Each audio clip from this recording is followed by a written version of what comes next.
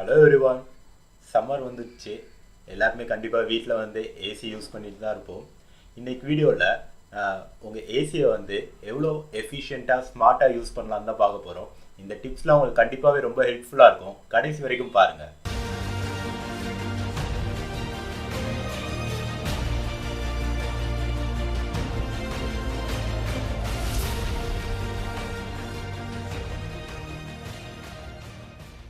Tip number 1 என்னதுன்னு பார்த்தீங்கன்னா, உங்கள் ஏசி ஆன் பண்ணோன்னே நீங்கள் என்ன டெம்பரேச்சர் செட் பண்ணுறீங்கிறது ரொம்ப முக்கியம்.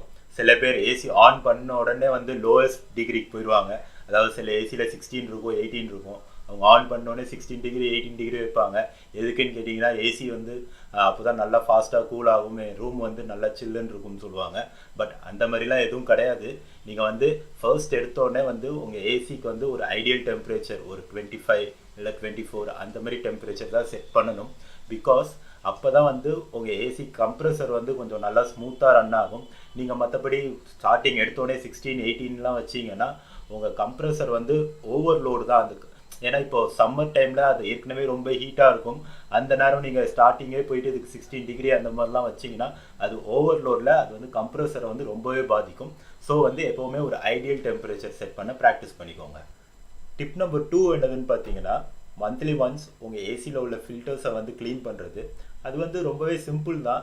இதுக்கு வந்து நீங்கள் எந்த ஒரு டெக்னீஷியனையும் கூப்பிடணும்னு அவசியம் இல்லை.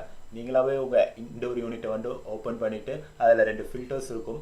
அதை வந்து நீங்கள் ரிமூவ் பண்ணி ரன்னிங் வாட்டரில் ஜஸ்ட் வாஷ் பண்ணிவிட்டு மறுபடியும் ஃபிட் பண்ணிக்கலாம். இப்படி பண்ணுறதுனால என்ன ஆகுதுன்னு பார்த்தீங்கன்னா, உங்கள் ஏசியில் வந்து ஏர் ஃப்ளோ வந்து ரொம்பவே ஸ்மூத்தாக இருக்கும்.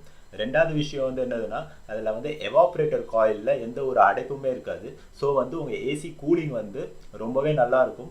இதை நீங்கள் மந்த்லி ஒன்ஸ் பண்ணிங்கன்னா உங்கள் ஏசி ஃபஸ்ட்டு நீங்கள் வாங்கும்போது எப்படி இருந்ததோ அதே மாதிரி தான் நெக்ஸ்ட் ஃபியூ இயர்ஸ்க்கு வரைக்கும் எந்த ஒரு பிரச்சனையும் இல்லாமல். டிப் நம்பர் 3 என்னதுன்னு பார்த்தீங்கன்னா, உங்களை நிறையா பேருக்கு டவுட் இருக்கும். அதாவது ஏசி யூஸ் பண்ணும்போது சீலிங் ஃபேன் யூஸ் பண்ணலாமா யூஸ் பண்ணக்கூடாதான்னு இருக்கும். இதில் வந்து பார்த்தீங்கன்னா பாசிட்டிவும் இருக்குது, நெகட்டிவும் இருக்குது.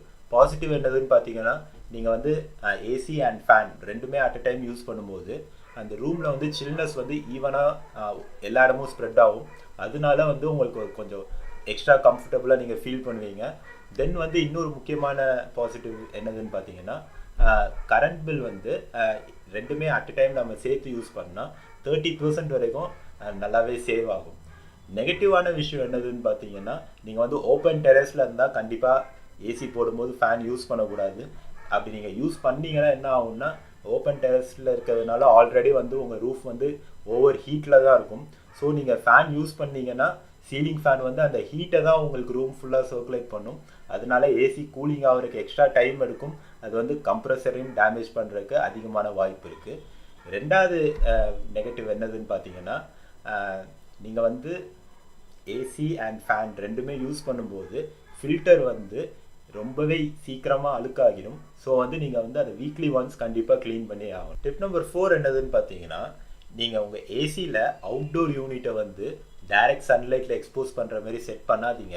பிகாஸ் அப்படி நீங்கள் செட் பண்ணுறப்போ என்ன ஆகுதுன்னு பார்த்தீங்கன்னா, டைரக்ட் சன்லைட் அந்த அவுட்டோர் யூனிட்டில் படுறதுனால நம்ம ஏசி ஆன் பண்ணுறப்போ ஏசி கூலிங் ஆகிறதுக்கு வந்து ரொம்ப ரொம்ப டைம் எக்ஸ்ட்ரா எடுக்கும். அதுவும் இல்லாமல் நம்ம ஏசியில் உள்ள கம்ப்ரெசரும் வந்து ரொம்பவே ஹீட்டாக இருக்கிறதுனால அதுவும் ஈஸியாக அஃபெக்ட் ஆகும். இது மட்டும் இல்லாமல் இன்னொரு முக்கியமான விஷயம், ஏசி ரொம்ப நேரம் ஓடுறதுனால நம்ம கரண்ட் பில்லும் வந்து சொல்லவே தேவையில்லை, அதுவும் ஒரு பக்கம் இன்க்ரீஸ் ஆகிக்கிட்டே தான் இருக்கும். கடைசி டிப் என்னதுன்னு பார்த்தீங்கன்னா, நீங்கள் வந்து உங்கள் ரூமுக்கு ஏற்ற கெப்பாசிட்டி உள்ள ஒரு ஏசியாக வாங்கி ஃபிட் பண்ணுங்கள். சில பேர் என்ன பண்ணுவாங்கன்னா, அவங்க ரூம் சின்னதாக தான் இருக்கும், பட் வந்து அவங்க 1.5 டன் ஏசி வாங்கி வச்சுருப்பாங்க. எதுக்குன்னு கேட்டால் ரூம் வந்து ஃபாஸ்ட்டாக கூலிங் ஆகணும் அப்படின்னு சொல்லுவாங்க. பட் அந்த மாதிரி நீங்கள் வாங்குறது வந்து உங்களுக்கு வந்து நல்லதில்லை. உங்கள் ரூமுக்கு வந்து இப்போ வந்து 1 டன் ஏசியே மோர் தென் இனஃப்னா நீங்கள் அதுவே வாங்கி ஃபிட் பண்ணிக்கலாம். அது வந்து உங்களுக்கு வந்து cost efficient and power efficient ரெண்டுமே ரொம்ப நல்லாயிருக்கும். அது மட்டும் இல்லாமல் நீங்கள் வந்து உங்கள் ரூம் சைஸ் பெருசு, அதுக்கு வந்து நீங்கள் ஒரு 1/2 டன் ஏசி யூஸ் பண்ணுறீங்கன்னா அதுவும் வந்து உங்களுக்கு பிரச்சனை தான். உங்கள் ஏசி வந்து ரொம்ப நேரம் ரன் ஆகிட்டு இருக்கும், உங்களுக்கு கூலிங்கும் தராது, அதே சமயம் எலக்ட்ரிசிட்டி பில்லு தான் உங்களுக்கு இன்க்ரீஸ் ஆகிட்டு போகும். நீங்கள் இந்த 5 டிப் ஃபாலோ பண்ணிங்கன்னா உங்களுக்கு வந்து ஏசி லைஃப் ஸ்பேன் வந்து ரொம்ப இன்க்ரீஸ் ஆகும். அது மட்டும் இல்லாமல் உங்கள் ஏசியோட பவர் கன்சப்ஷன் வந்து ஒரு 20 to 30% வரைக்கும் ரெடியூஸ் ஆகும். இந்த வீடியோ உங்களுக்கு ரொம்ப யூஸ்ஃபுல்லாக இருந்திருக்கும்னு நினைக்கிறேன். மேலும் இந்த மாதிரி உங்களுக்கு நிறைய வீடியோஸ் வேணும்னா எங்கள் சேனலுக்கு சப்ஸ்கிரைப் பண்ணுங்கள். உங்கள் வியூஸ் வந்து கமெண்ட் பாக்ஸில் சொல்லுங்கள். இந்த வீடியோ உங்களுக்கு பிடிச்சிருந்ததுன்னா உங்கள் ஃப்ரெண்ட்ஸ்க்கும் ஷேர் பண்ணுங்கள். தேங்க்யூ.